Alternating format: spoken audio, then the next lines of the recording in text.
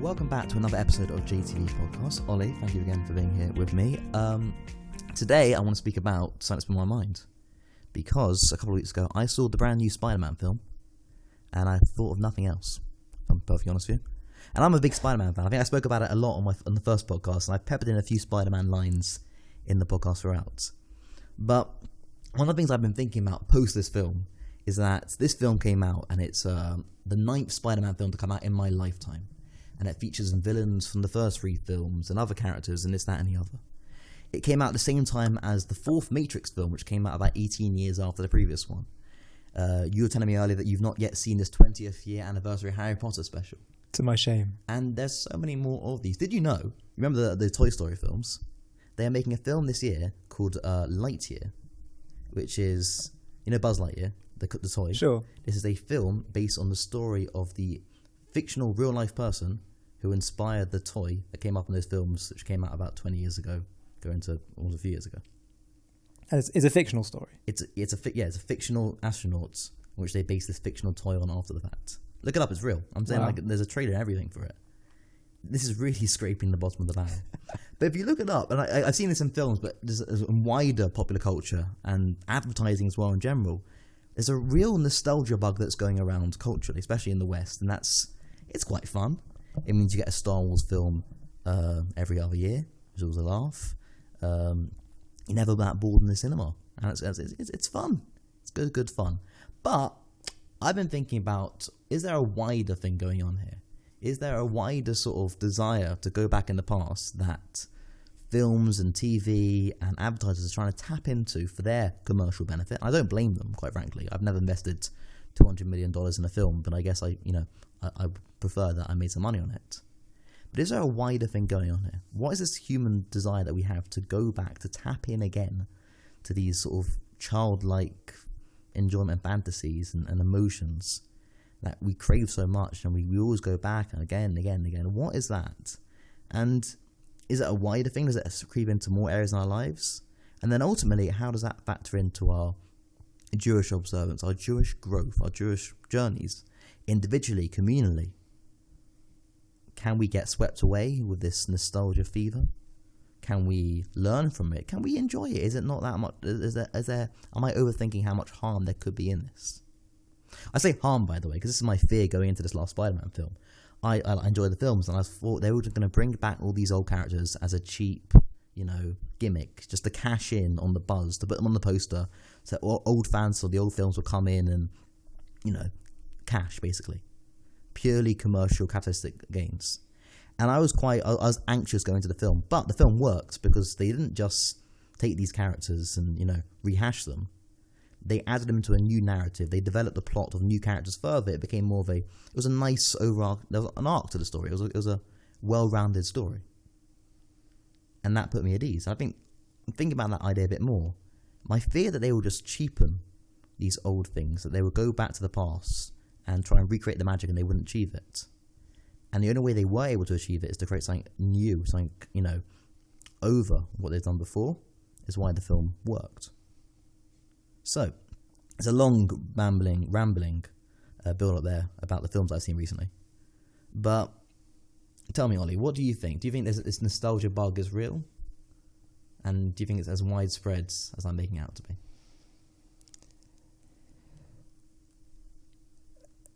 Look, first of all, it's pretty clear that that's the kind of the method that Hollywood is utilising at the moment, just rehashing old successes. Is there anything wrong with that? Well, it seems to be working to some extent from a business perspective. Is there anything wrong with that in terms of... I can't see any clear moral issue with any of this. As long as, the audience are enjoying the films and they're creating something that's worthy of enjoyment. The question of why we like to indulge in nostalgia and why we like to go back and create, more films that are very much tied into or follow up from films that are, much loved from the past, is, I think a lot of it centers around escapism. Escapism ultimately is about going to, when life is tough and rough, going to a place of comfort and safety and security. And when you're watching films, a lot of people, they watch films from the past, especially that they watched when they were younger. They know it's something they enjoy. They associate it with usually with times of safety or times of just happiness. And so it allows them to go back into that space. And I think creating these new sequels or whatever they are is just another part of doing that. Is there anything wrong with that? I don't think anything morally wrong with that. Is there anything wrong with that from a creative perspective? Not necessarily, as long as it's an actual good piece of cinema. But the whole issue of escapism, I've thought about this issue as a moral question a fair bit. There's a lot, especially in the religious world. There's there's a skepticism towards forms of escapism. Sometimes it's, and I'm not sure whether escapism is inherently unhealthy. Maybe sometimes it can be really healthy if life gets so difficult. You need something to escape to, or you need to shift feelings in some regard. The concern is twofold. The first level, the concern is that I've heard among religious and Jewish leaders when it comes to escapism is that sometimes when you try to numb feelings and numb yourself from the wider world, and just indulge in nostalgia or whatever those kind of feelings are that can protect you. The first concern is that numbing of yourself could lead to even more unhealthy forms of escapism. You don't really need me to elaborate on what those kind of things could be. But so too much of that, too much of mindlessly staring into a screen, or just endlessly going back to the same old things and same old, becoming obsessed about a particular brand where you just devote too much time. That's always the concern. But as I say, on the other hand, I think it can be, if done in moderation, it can be a lovely addition to life, the arts and cinema. But that's always just the concern that I found among religious people. And on an even deeper level, the deeper level of concern with escapism generally is that shouldn't be one's main port of call when they need an emotional refuge. It shouldn't be to numb oneself, to remove all emotion, to escape, to just blot out all your thoughts and just completely, dive into, a totally different, altered reality. It's actually to get more in touch with reality, is the Jewish view generally. Again, I'm not against escapism, but they say as a general principle, the most important thing, your most important refuge should not be escapism, because it won't bring ultimate happiness. You're just numbing yourself. The most important thing really has to be tapping into what really is true. Because actually, often we want to escape because we think the reality is bad. But Judaism wants us to become sensitized to the fact that reality is actually good. And that even though things may be difficult at a moment in time, we believe that God only does good.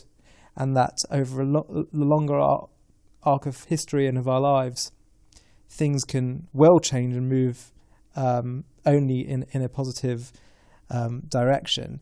And I think that, by the way, is one of the reasons why Judaism has a tolerant and in some ways encouraging view of alcohol, but not when it comes to drugs. Because alcohol is not about is less, well, it is about escapism in many ways, but in moderation it doesn't necessarily alter one's reality in terms of their mind, whereas drugs do. In moderation, alcohol just releases one's inhibitions, again in moderation, whereas drugs actually alter your state of mind.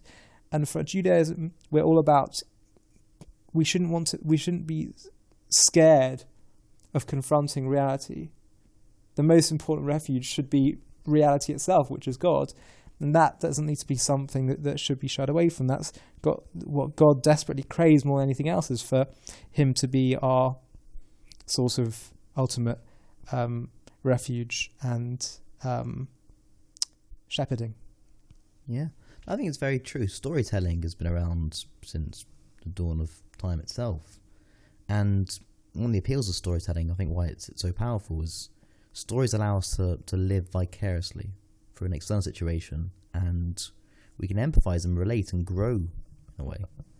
Now, modern day stories often can rely more on flashiness and spectacle, but the ones that really stick by are the ones that teach us lessons that and the Torah is filled with narratives of our biblical figures.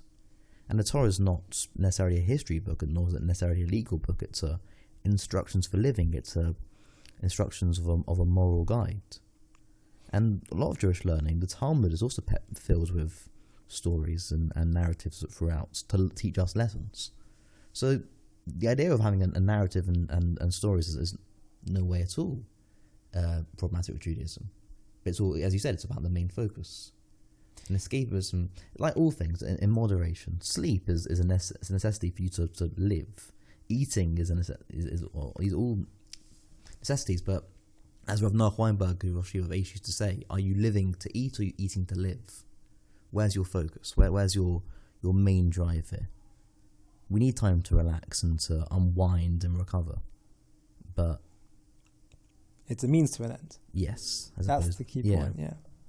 But I was thinking more of within the world of these nostalgic films, or films touching to nostalgia, as sort of as an analogy to how we take on new challenges as is. It's very brave for a film studio to invest a lot of money into a brand new idea, as it always has been, because, commercially, you don't know. The film could be brilliant, but it could be a bomb at the box office and lose millions and millions, hundreds of millions of dollars. However, a Spider-Man film can be rubbish, but people will flock to see it anyway, and you'll make a profit regardless. But in all terms of development, storytelling and scientific development, to be radical, to take risks, to push the boundaries, is the only way that you truly will create something that's new and spectacular. When Star Wars came out, 30, 40 years ago, those sort of forms of special effects, and they called it a space opera, was revolutionary. Now a film of that sort of genre is its own genre. It's quite, normal. It's in that own little box. It's not that groundbreaking. And I'm sure for every single Star Wars there are dozens and dozens of failures as well. But it's the reliance of the film industry to only go back to the tried and tested formulas and to rehash old films and old ideas, just also to make a James Bond type film instead of creating something brand new, is, if that idea was taken further and applied to how we act as individuals, can be quite dangerous. True growth, it requires you to try new things and fail, and through those failures learn more lessons and eventually succeed. But if you just go and again and again and again and regurgitate the previous successes, you cheapen those successes, and the new successes you're making there aren't really that significant. Because great, you've made a 14th Star Wars film and it made money. But that's not really impressive. It's not really an achievement. My fear about nostalgia is not so much the film industry. They can do what they like. It's a business at the end of the day. But I question is, do they focus on this nostalgic element because it works to make money? Or are they almost subconsciously tapping into a desire that we have, that we really, really want to go and to relive those old experiences? Advertisers use this intensely. Most adverts nowadays on TV will reference an old TV character or an old song, or parodying this, that, and the other, because it grabs our attention, and they're trying to jump onto those emotions that we had back then to sell their product now. And advertising can be very sort of manipulative and troubling at times. But are they tapping into something that is deeper inside of us? Is it something as simple as we just like seeing Star Wars again, or is it something that we all crave going back to a simpler time? Look what we're up to right now. We are in 2022. This pandemic, we're still in it. So, in many ways, we still are. It's still the news every single day. Has been going on we're pushing close to 2 years now. And people will reminisce about the good old days when you don't have to fear about shaking someone's hand, or you can go to the theatre without taking a lateral flow test beforehand. The good old days before social media or internet or constant this, that, and the other consumption, when people had face-to-face conversations. We like to reminisce about the glory days. But is that helpful?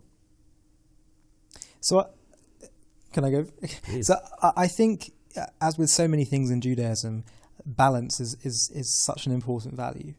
With every single character, almost every single character trait, almost every single principle, being balanced is the name of the game in Judaism. In so much of life, you require balance. To cook a meal, if you put it on the stove for not enough time, it'll be raw. If you put it for too long, it'll be overcooked. Although that happens, that's strangely how my mum likes it done. I have no idea why. She literally says to the waiter, she says, "You see my black shirt that I'm wearing? I want the meat to look like this." I'm like, "Mum, you're..." Anyway, weird mum. But anyway... Never choose your family. Oh no, she's the best. But balance is really essential. And in Judaism, we have this beautiful balance between looking back and remembering, but also taking it and moving forward and writing a new chapter. It's not, you don't have to choose between being nostalgic and being totally progressive, facing forward and revolutionizing everything. Judaism is evolutionary, not revolutionary, in the way that the Jewish people and Judaism and Halacha and the way we adapt to each situation that we're in. Truth can be absolute over time, but the way we work and move is essential. And part of the way we move forward is remembering the past and knowing the past. So much of Jewish practice, we invoke, we say, Zeche Letzias Mitzrayim, in remembrance of the exodus from Egypt, when we're doing the Kiddush cup. When we're, it's written in our tefillin, in our mezuzahs, we remember who we are. Remember, we constantly invoke and remind ourselves of where we've come from, what we're about. It's essential. But then the question is, well, what do you do with that? We don't just stand still. Then we go and do a mitzvah. We would go and make our world better, more whole. And so, nostalgia is in some ways not just a nice thing to do. It's actually incredibly important to know. The word we have for history in Hebrew, we don't have a word really for history. They created in modern Hebrew historia, but because history implies something very depersonalized, objective. It's his story. It's about him. Whereas the word we use is yizkor, memory. We have a national collective. Memory is personal. It's within us. We have it. It's something that's part of us. Part of what shapes my memory is what shapes who I am, and it's good and it's important. I have on my desk a pebble from the ruins of an Auschwitz gas chamber. That every day just instills in me so many values, that life is short. That what I'm here for, who I am, where I've come from, how lucky I am to be alive, to be a Jew. So then it's a question of what do we do with that? Some people's Judaism, unfortunately, are just and solely about the past, or about worrying about what could happen based on our past. Right? It's just about Holocaust and defending Israel. I'm not saying those things, Holocaust education, defending Israel, are essential. But sometimes, if one's identity is entirely based around just fear and paranoia because of what's happened to us in the past, that can also be destructive. So there's got to be a balance between being forward-looking, being innovative, but the way you actually make your decisions on how you move forward can be, what's the word? Informed. Exactly, informed from your past. Yeah, it's also worth noting that the daily Jewish cycle or structure, or the yearly Jewish cycle, or just the general Jewish calendar in general is peppered with repetition. Yeah. We pray thrice daily, 3 times a day, and the word We repeat certain prayers. Some even in the same service. We repeat a lot. But the point is here is that all this repetition and reminding ourselves is not to escape and stay in the past. It's so that we hold on to those things and cling to ourselves, remember who we are, and then move forward. Yeah. It's like, the reason why we're meant to be davening on a regular basis, praying to God on a regular basis, because God consciousness can so easily slip away, and it can stop being at the forefront of your mind. But I'm saying there are two tiers to it. On the one hand, the repetition is just constantly bringing us back to the flame, recharging us. Mm-hmm. But what makes this year's Rosh Hashanah different to last year's? What makes this year's Passover different to last year's? We have an opportunity at every single new time we go over the cycle to enhance and build upon what we achieved in the year gone by. Yeah. The Passover Seder is a clear example of this, because we tailor a lot of the Seder night to the children, to educating the children, forcing them to ask questions. Yeah. But the hope is that the question that your 5-year-old gives one year, well, the level of the questions will be greater the next year and the next year and the next year. Yeah. And every single year is an opportunity to go back, revisit what we've done before, and build upon it. Yeah. Not just, to make sure, do you still remember the facts and the figures that we went across last year? It's not revising for a test. Yeah. Rather, it's building. The repetition is intrinsic and obvious, because otherwise, what would be the purpose of saying the same things over again and again and again, if not to create and generate something new and evolutionary? And isn't it interesting that the Jewish year begins? There's 2 New Years. There's the New Year for humanity. Well, there's 4. Okay, fine. But the New Year for humanity is Rosh Hashanah, but the New Year for the Jewish people begins in Nisan. Mm-hmm. And Passover, which is the holiday of Nisan, is all about, a lot of it is about teaching our kids and ourselves where we came from. Right? What we're about. And that's sort of the looking back, so to speak, and nostalgia, and reinforcing that. But then we go through the year and we end the year. What's the last festival of the year? Before Passover comes along? Purim, right. Purim that's an interesting one. Purim is, in many ways, much more of a future-oriented festival.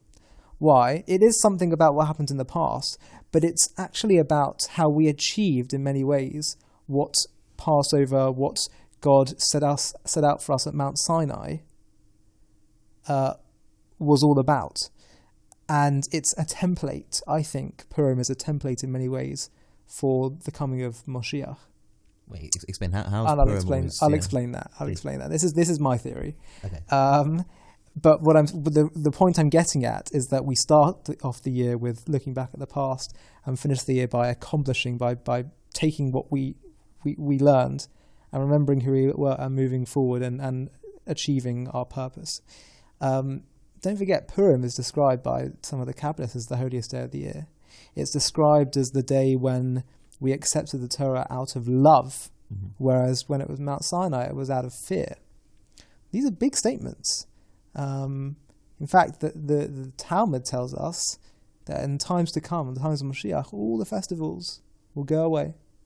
All the books in Tanakh, the prophets will go away. There won't be any need for them anymore. But one festival will remain. You know which one that is? I'm going to guess Purim, giving you build up here. No, it's actually Tisha B'Av. No, I'm kidding. Yeah, it's Purim. And so, yeah, no, why? What's so essential about it? So, Purim, you have a time where, the whole book of Esther, God isn't mentioned once. It's telling us that this is a time where you didn't have open miracles, where the Jewish people were threatened with annihilation, where things looked doomy and gloomy, and also where the Jewish people were not united, and they'd strayed a little bit from their core values. And really, Purim is setting the stage. It's training us for the era in which open miracles come to an end, and we then face our exile, because it was a time. It was in Persia. It was a time where Jews were in exile.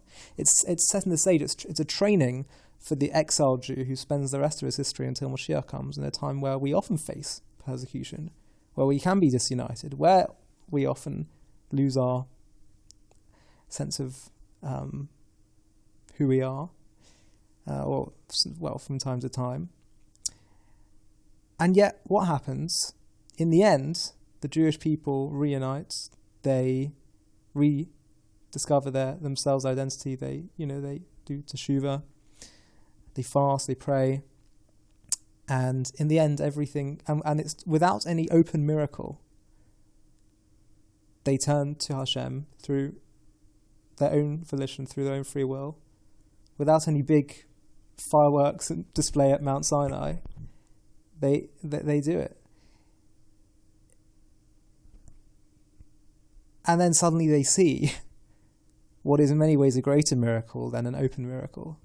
They see all the events that they thought were leading to their destruction completely turn on their head, which is in many ways an even greater masterpiece by God than just, a splitting of the sea or turning the water to blood, because even the things that you thought were just the derech hateva, the natural ways of the world, were actually all precisely engineered, bit by bit, stage by stage, to play almost a practical joke on the Jewish people's enemies, where the very gallows that Haman hung to hang his enemies on, he hung himself on, where the very royal chariots that he wanted to be driven around, in the end Mordechai was. And so what happens on Purim is you have, in many ways, it's a microcosm of the Jewish people achieving what God wanted from us, which was to remember who we are, to remember where we came from, what our mission was, to be a people that choose Hashem even amidst darkness, even amidst seeming peril, even when there isn't open miracles. And we did that in many ways in fact, isn't it interesting that when was it that the Jewish people were told to fast and pray? That Esther said, "Please, can you fast and pray before I go into the palace?" You know when it was? In the calendar date. Yeah. This is really interesting. I do know this actually, but it was a Jewish festival. I can't remember which one. It was Pesach, yeah. And isn't that interesting? They were told to fast on a festival. Ordinarily, one's not allowed to fast. Yeah, but you can create your own fast during the week if for certain reasons, but you can't fast on certain festivals or eulogize, and yet. Right, but what I'm saying is, isn't it interesting that the festival that I just said is about reconnecting to our past, who we are? That's when they fasted. That's when they repented. And so they had to go very deep into who they were before. Exactly. And so the reason why exactly, and so I think the reason why Purim is this eternal festival for us is because it's about recognizing that really miracles, no miracles, open miracles, it's all God. And what God really wants from us, wants from humanity, is that we choose him when he's not obviously present in the way that he was in Egypt. And that is a far greater miracle of human beings and amazing feat for us to be able to trust Hashem and cling to Hashem, remember who we are amidst seeming peril, darkness, or just randomness. And so, therefore, Purim, I think, is in some ways the climax of the Jewish year. And it's, we set out with Pesach as Hashem is doing all the work for us. And Purim is a geula, a redemption, where we did the work, where we extended our hand back to him. And so therefore, I think the point that I'm getting at is that we start the year by looking back, and we end the year by now we do our part, we move forward and we do our bit. So therefore, all just comes back to balance. You need both is needed. Yeah, both are necessary. Yeah. You can't achieve the final independence without the spoon feeding out of your hand held at the start. Exactly. And it was spoon feeding. It was. But then in that regards, using that lens, looking back at the past in one's personal life and one's trying to tap into previous experiences, there's a benefit to it. To completely neglect them, to go, I'm no longer that person anymore. I no longer need to be inspired by the revelations of things I learned when I was a teenager or a child, because I'm an adult now and I should be fighting my own journeys, is naive and almost a waste. Every single stage in a person's own journey or in the Jewish history's journey is necessary. There's a reason why we had to be slaves in Egypt. There's a reason why we needed open miracles for that generation. There's a reason why we needed closed miracles for the story of Purim to happen. There's a reason why every single thing in everything in Jewish history had to happen to those people at that time. They were necessary.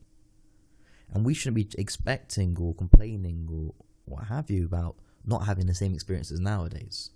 If we had open miracles nowadays, we'd be so much greater. If we had Rashi alive in our generation, we'd be a greater nation. If we had Moshe alive, if we think like that, then we're missing the boat.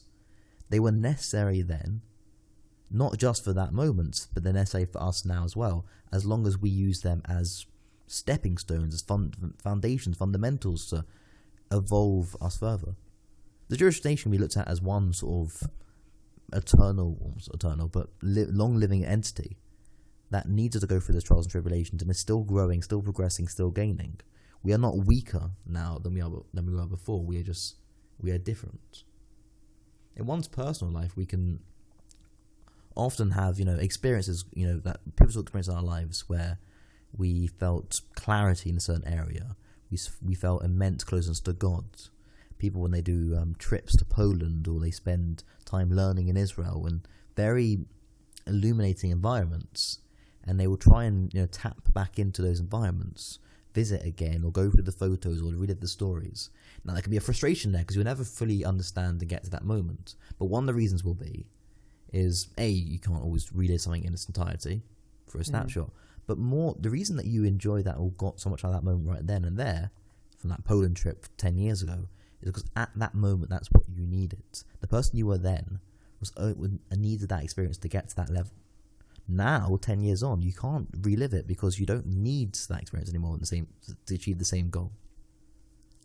And think about it, any sort of a book that you've read with a big twist at the end, but you reread again after knowing the twist. You can't undo that. You can't read the book again and then be shocked at the end who the murderer was because you knew the whole. You'll see it from a different lens, fine, but you can't achieve that journey.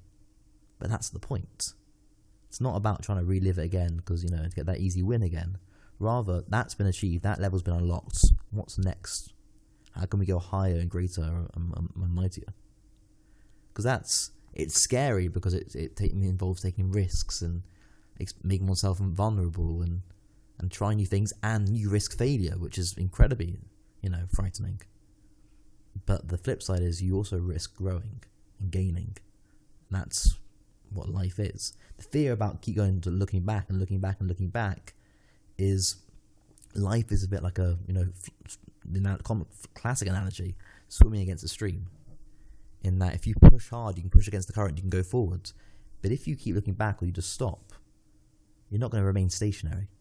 You're going to keep going backwards. If you're not growing, you're inevitably falling.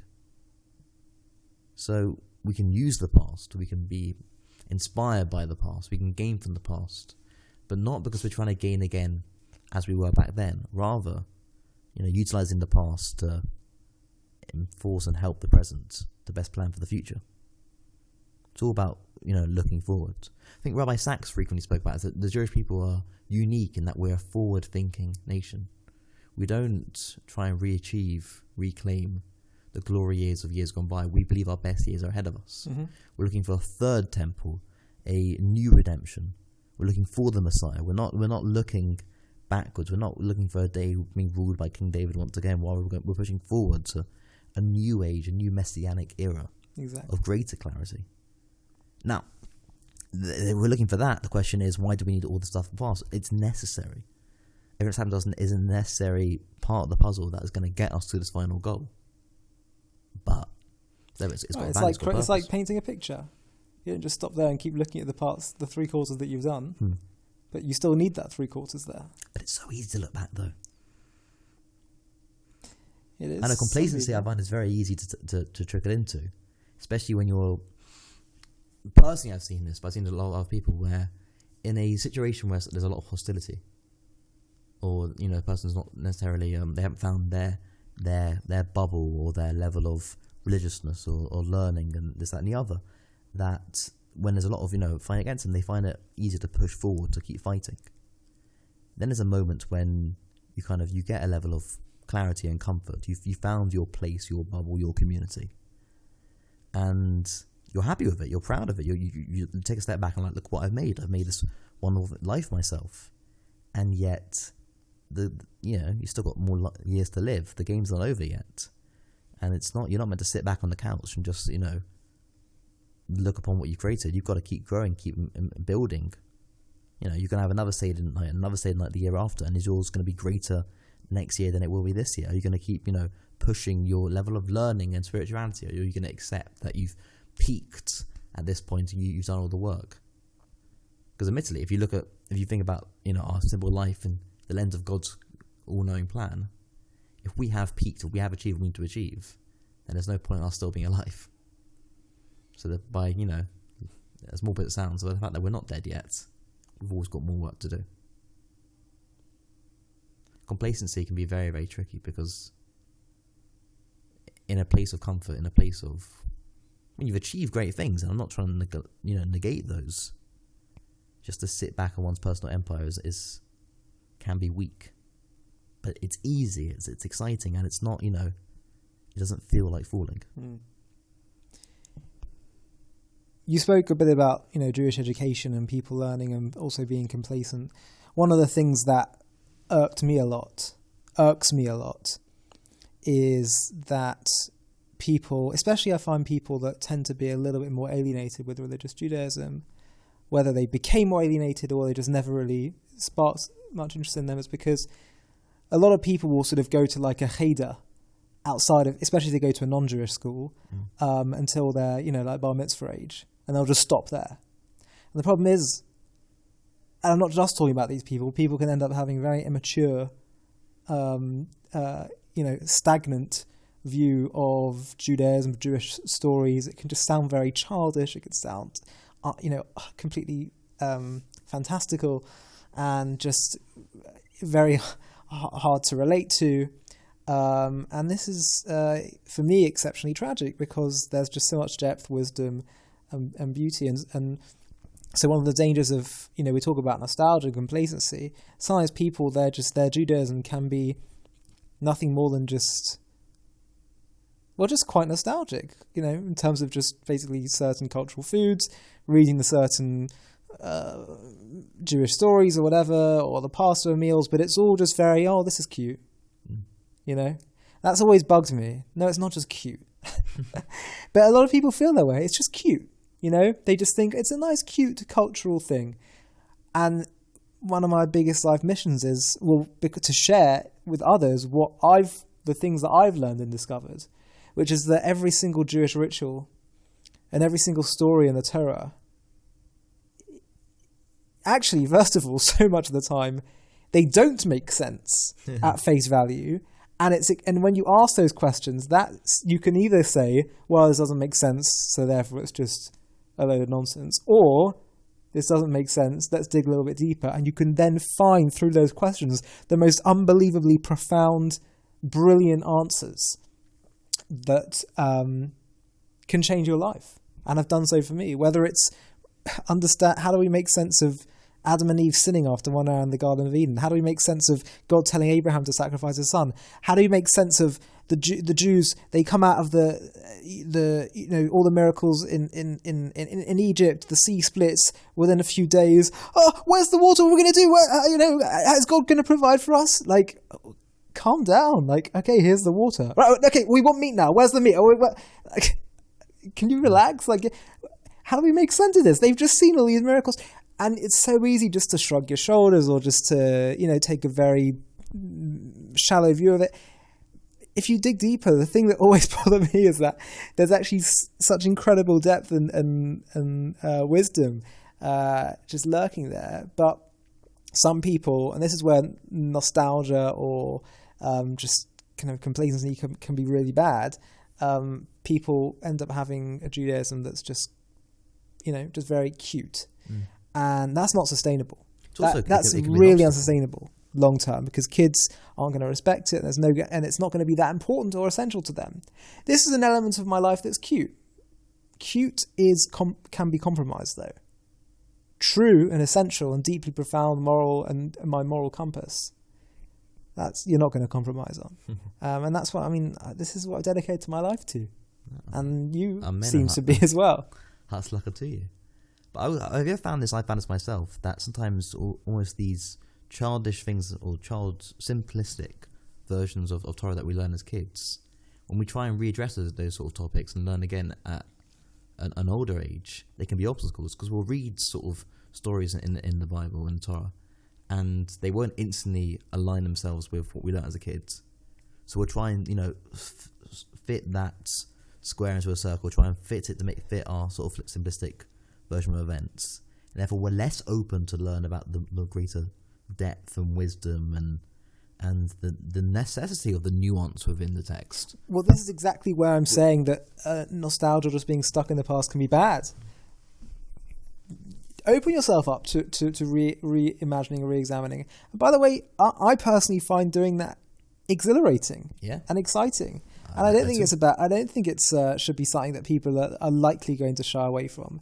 If anything, broadening your horizons, rediscovering things. For me, it's like there's nothing more exciting than someone showing me a verse in the Torah and then saying, actually, if you read the text here, it's actually not even clear that the brothers sold Joseph into slavery. True. It's actually not even clear. It doesn't necessarily imply that Rivka told Jacob, to declare that he is Esau to his father. She never told him to do that. True, but there's a lot to it. There's a lot. Of course, a lot to it. There's something she doesn't not either. No, she doesn't not either. But what does that mean? What's that telling us? Yeah. There's. I could give you a 20-minute thing on this, but the point is, that's exciting to suddenly realize you need the basic. If you don't have the basic childlike story, that you need that as a foundation just to understand the framework of, okay, what's broadly going on here. So it's fine, and that is necessary. And also, kids can't always handle deep, complex, nuanced ways of looking at things. But then the point is, you can't just stop there. If nothing else, because the story has so much more depth, and you're selling it short. You're selling it short. It's not right. And so this is one thing that, for me, is a real calling, creating much more religious, textual Torah literacy when it comes to, and I don't mean that literally because my Hebrew isn't that great, but I mean that in terms of just, giving it the respect that it has to be navigated well practically as well, because the level of stories you'll learn as a child in Cheder, you're taught to level because that's the most a 8-year-old could handle. Fair enough. No one's blaming the teacher there. Yeah. But now when you look back at it as an adult with a great understanding of intellect and knowledge and learning, to open up that rabbit hole of almost seemingly infinite depth can be quite overwhelming, because you could spend a good few hours looking at one verse in the Torah, but there are hundreds, if not thousands, of verses in the Torah. But this is why you need teachers. There's so many great teachers out there who do this, that package things, package talks and ideas, and then once perhaps we progress to that, then you can also start asking your own questions and building your own things. Just because there's endless opportunities doesn't mean you can't start somewhere. Yeah, no, for sure. I wouldn't want to push anyone off. It's exhilarating and it's exciting.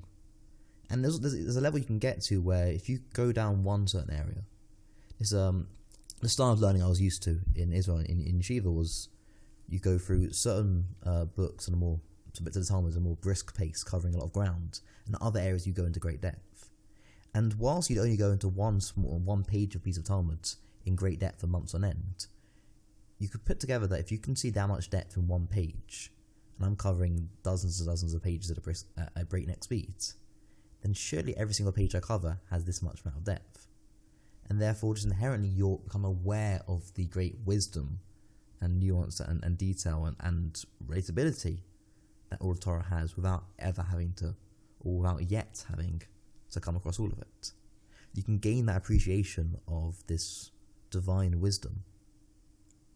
Yeah. by just scratching the surface. Yeah. But again, you have to be open there to be aware that there's so much more out there. Yeah. And being happy that and okay that there's only so much you can achieve right now, and you can see yourself achieving in the near future. But that's okay because it's all part of the necessary journey. It's all necessary to you right now. Mm-hmm. And admittedly, if you were just sort of like a hard drive to load into an average person USB stick of the greatest depths of Torah, it wouldn't, I mean, it's dangerous to say, it wouldn't necessarily feel applicable because that might be not what the person needs at that moment. Because everything they've gained to that point it should be necessary to be shaping the next stage. I mean, I remember when I learned maths in school that every single new topic we would cover was simply just build on a concept that we'd done before. And if you skipped a lesson, if you skipped a term, skip the year of maths in school, you could not do it. In other subjects, you could. In history, you could just skip an era and fill in the gaps. But the maths, it was the logic of the things you would learn would be based upon and, necessary, and only could be learnt if you understood the topics that came prior. In fact, I once saw it, I think it's a TED Talk from the guy who created, have you ever heard of Khan Academy? It's like an online maths tutoring thing. No. It's kind of, maybe only aimed for high schoolers, but his idea was most people aren't bad at maths. They think they're bad at maths because they do badly in school, but they weren't properly taught the concepts up to that point. So they make this mistake to think that they are not a maths person. When in reality, I'm objectively bad at maths, but okay. I'll put that to the test. But it's about don't sell yourself short. That everything that it's all accessible. It's all there. We can gain and grow so much more in our learning and our personal development. But we have to be open to trying the new experiences and to find them hard and to go back and learn things again and reinforce them to go greater and greater and greater. Alternatively, we can shy away from it, switch on the TV, escape back into the idea of escapism into concepts that we've learnt beforehand. To reread things that we've already read once before because we enjoyed it back then and now we understand them more and that's great and it's comfortable. It's comfort food almost. But how much greater will we be if we dared a little and try something new? Again, always comes back to balance because there is a value in chazara and reviewing, reminding Absolutely, yourself. of course, yeah. But then there's a question of, okay, now let's go a step deeper. But Talmud writes about how it's incomparable the person who will learn a piece 100 times to the person who will learn it 101 times. Yeah, exactly. Because repetition and to revise over what you've learnt before has immense value. But part of the reason, building up and up and but up. part of the reason isn't just so you reinforce. It's also because every time it's like when people will watch a film again or read a book again, they'll notice something new. Yes. Or they'll ask a question and say, "Oh, hold on," and they'll actually reframe the way they're. So sometimes repetition, for the sake of understanding and moving to a higher level. So that's, I think, the thing. You have to accept that you haven't accomplished it by watching it or reading it the first time. Yeah. That you've only taken something away from. Yeah. I've read a lot of books where they've, someone's written deep ideas for hundreds of pages, and I've left, knowing bits of them. Right. Not because I didn't understand the book. It's just because your brain only takes in so much. Right. How about if I reread the books again and again and again and again, I would get steps closer to the actual. Yeah. Knowledge that the person's trying to pass in. Look, ultimately, we read the Torah every year. We go through the whole Torah every year, and I think the point we're getting at is that Judaism sees history and sees growth as a spiral. Mm-hmm. So you're going in a circle the whole time, but each time you're going higher and higher and higher. So you're revisiting, but you're doing it for a purpose, not to stay in one place, to escape, to remain, to comfort, but really just to take it, keep it, and go even higher. And in many ways, relationships are like that. It's about and that's our way of tapping into eternity and God, really, because ultimately our spirit and our soul and God is outside of time, and the whole point of what we're doing is we're sort of trying to mesh past, present, and future in this experience. And that really is the experience of Olam Haba, the world to come. It's an experience of the past and the present, the future, moulding into one and sort of becoming more and more enmeshed with one another as we transcend finiteness and connect more to the infinite. So I think the main thing we've got from this is that looking back is not just okay and fine. It's important, when it comes to one's own identity, when it comes to one's own learning, when it comes to Judaism, but it's a means to an end, and so escapism is another thing as opposed to looking back. But the principle there is one of moderation, because Judaism doesn't see escapism as the most beneficial and healthy way to improve one's mental health and one's mental and spiritual well-being. They say it. Judaism says, actually, no, tap into deeper reality, because you're really just numbing the pain, whereas connecting with reality should alter your understanding or perspective of the reality that you're in. If you're looking at every single stage with the lens of how do I improve and grow and gain from it, so looking back or not getting too involved into escapism, then you're saying that would be the Jewish way of looking at it, constantly pushing forward and growing and gaining from everything at our disposal, the past, the present. I was making a distinction between the escapism of films and movies and the looking back of what we do in Judaism, which is remembering things. The moderation only works if it's, like I say, you need to sleep so therefore you can be awake. Yeah. There's a merit to escapism, but the merit only comes if it assists everything else. And everything Absolutely. else is the growth and the gain and the struggle. I'm saying like if you're absolute with it, then it doesn't work at all. Yeah. I can, Harry Potter can be a nice escapism for me, but if I end up making every single, working out of my life about it, and being on every single meme page and buying every single merchandise, but that's how they get you. Obsessive. That's why they put out a 20th year anniversary special. So you watch the old films again and buy all the toys again and read the stuff again. Okay, you could say the same about drinking alcohol. I'm not saying I'm not. Do it in moderation. We are, by the way. You go too extreme the other way in suppressing things as well.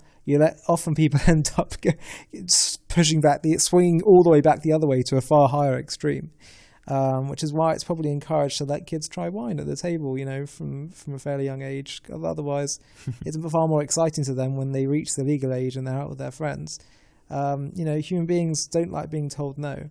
I can relate to this. So, yeah. I grew up, my dad's a children's dentist, so I grew up being denied sweets, candy and chocolate. More for my mother than anything else, because she was like, you're the son of a dentist, you have to live to a certain standard. My dad was like, in moderation with meals, brush your teeth. My mum was very hardline. And then I was 16 years old and I had a debit card, and Coach Kingdom round the corner had pick and mix. So, oops. And I have to really control myself when they put a big... Yes, this is my point. Bit of sweets on the shower's table. This is exactly moderation my point. Moderation is absolutely necessary. This is exactly my point. And this is why, actually, sometimes one argument why, one of the things that happens in marriage is you have niddah, where the couple don't touch for a bit. The inability, the creating a bit of distance, that being told no for a little bit actually creates more desire, and can sometimes be. I mean, I saw a TED talk about this. I wasn't talking about niddah today, but it said one of the things we need for desire is sometimes a bit of distance as well from time to time to keep the thing going. So again, thinking no, we're just going to be absolutely 100% off limits, ban it all. You think that's going to work? You think that people think that's just an easy solution in all kinds of ways, especially in religiously conservative circles. It often doesn't work. So balance is the name of the game. Well, pushing to the other side of balance, how does one measure himself that they don't go too extreme in terms of the progressive, forward thinking, gain something new, add something new, and build and build and build and build and build? How does one, when done in a healthy way, fantastic, but it can be done in a unhealthy manner to the extent that... In terms of what? In terms of doing what? Someone can be so obsessed onto building onto their growth and their Judaism beforehand that they'll take anything as a means to... Right, they'll go too fast. Go too fast? Or too far. Too far and too fast. Because too fast can lead it to be, well, you're skipping necessary steps. Yeah.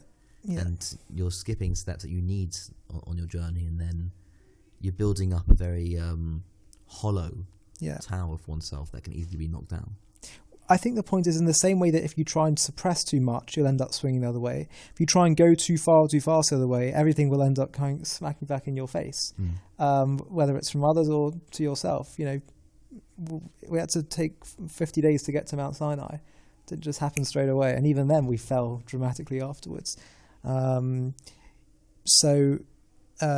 also, this is the importance of having a community. Community also acts as an unofficial kind of sounding board, and creates, you know, a bit like you have like an academic consensus. You know, Jewish communities they do this, and that's why the word evolution keeps coming up. You know, we do things at a collectible pace. Sometimes you need people to be a bit disruptive and push the boundaries a little bit, but they can see from the response of others how far they can go.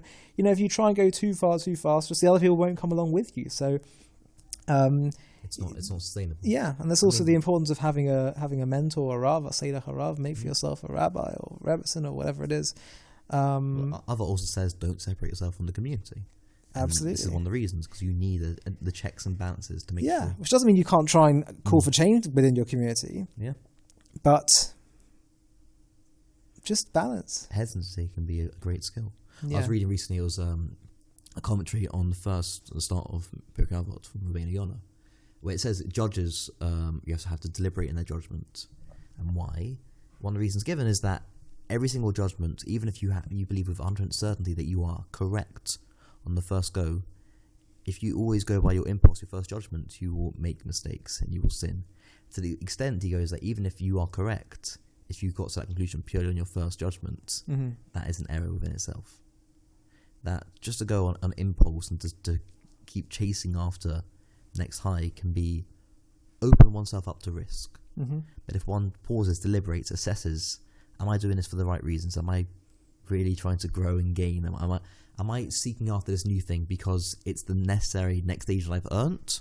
Or more new is exciting and I want to get there, and I want to rush ahead, I want to join up with that group ahead of me there. Are we getting there authentically, or are we rushing ahead?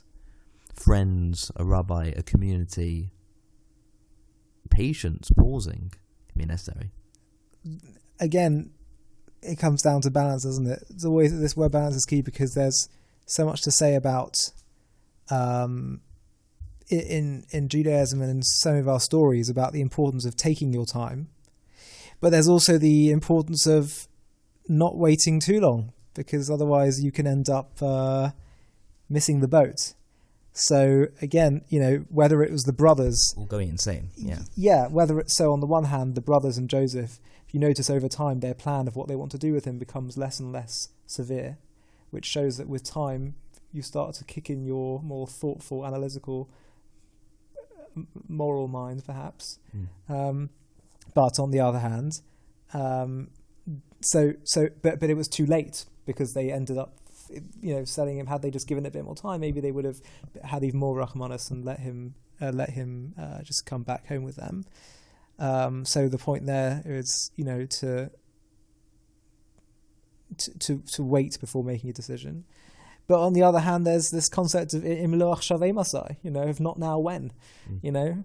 So again, I just think this word balance is key, and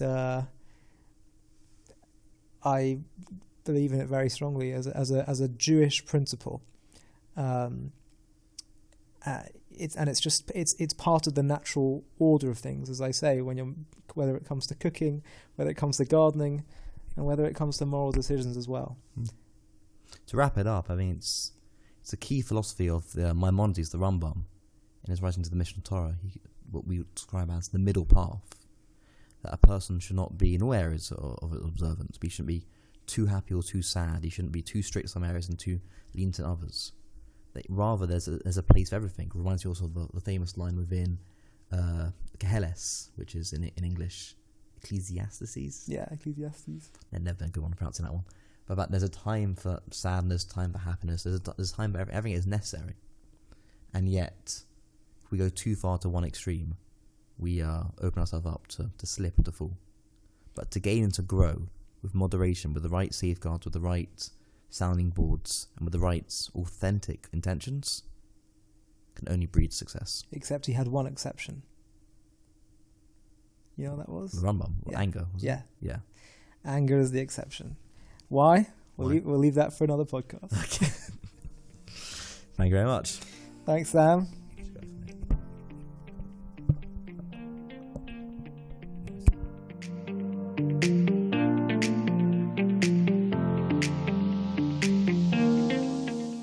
Thank you for joining us today and listening to JTV Podcasts. You can find more podcasts from JTV, including interviews with Rabbi Manus Friedman, Dennis Prager, Rabbi Dr. Akiva Tatz, and many more. Available on Apple Podcasts, Spotify, and Google Podcasts. Just search for JTV Podcasts with Ollie Hannesfeld. Don't forget to subscribe on the JTV YouTube channel for hundreds of videos on Jewish philosophy, Israel, Jewish wisdom, and much, much more. Please consider supporting us so we can continue to grow. Just visit paypal.me/JTV channel. Thank you for listening and have a wonderful day.